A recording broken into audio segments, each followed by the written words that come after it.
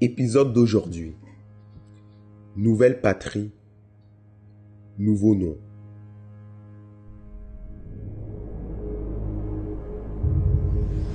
Décapité. Dévoré par des lions.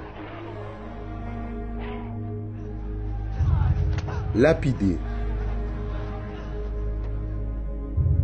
Scié en deux. Brûlé vif. C'est ainsi que mouraient les chrétiens dans l'Église primitive.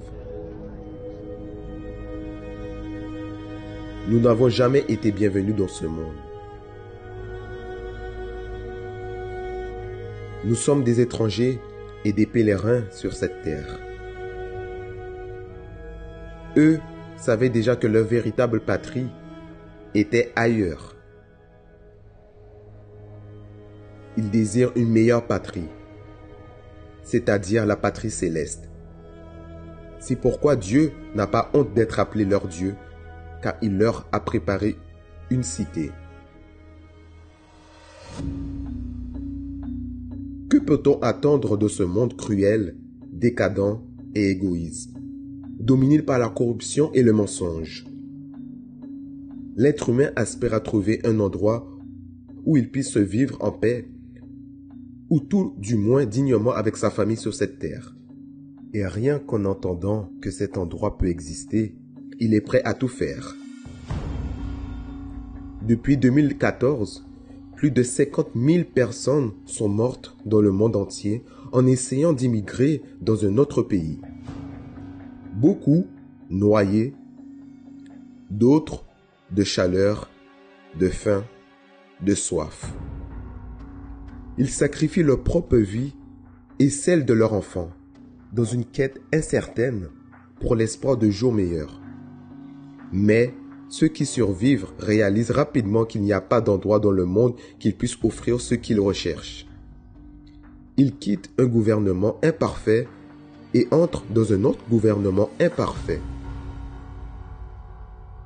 Au fil des millénaires, aucun régime politique ni aucune forme de gouvernement testé par le monde n'a réussi. Tous ont échoué.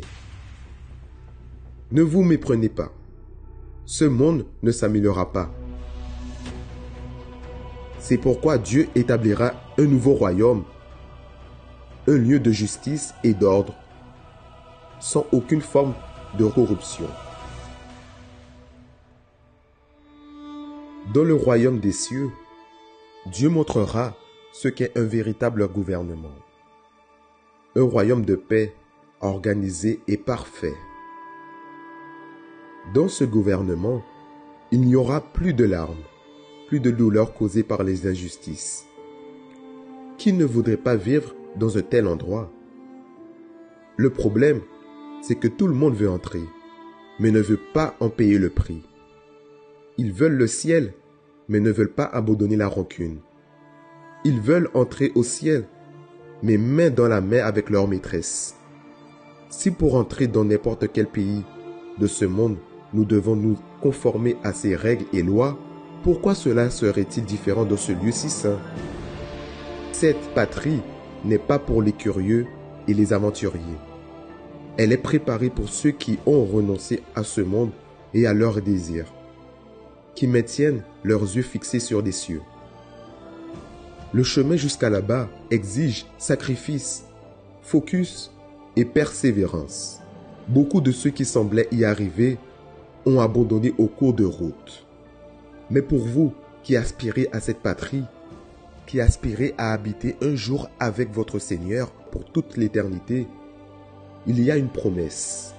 À celui qui vaincra, je donnerai de la manne cachée et je lui donnerai un caillou blanc. Et sur ce caillou est écrit un nom nouveau que personne ne connaît si ce n'est celui qui le reçoit. Ce grand jour, dans cette nouvelle patrie, nous recevrons une nouvelle identité, notre citoyenneté permanente dans le royaume des cieux. Dans l'Antiquité, le petit caillou blanc était utilisé comme un billet d'entrée pour les banquets et les événements importants. En ce grand jour, nous entrerons dans le plus grand des banquets, préparé par le Seigneur Jésus lui-même.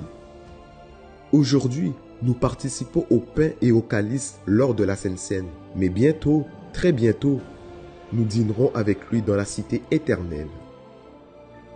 Justement, nous, qui avons été tirés de la vallée des ossements desséchés, nous serons assis à côté d'Abraham, d'Isaac, de Jacob et de tant d'autres héros de la foi qui ont déjà reporté la plus grande récompense, le salut de l'âme. La table est déjà préparée. N'oubliez pas, il faut être un pèlerin sur cette terre pour devenir un habitant du ciel.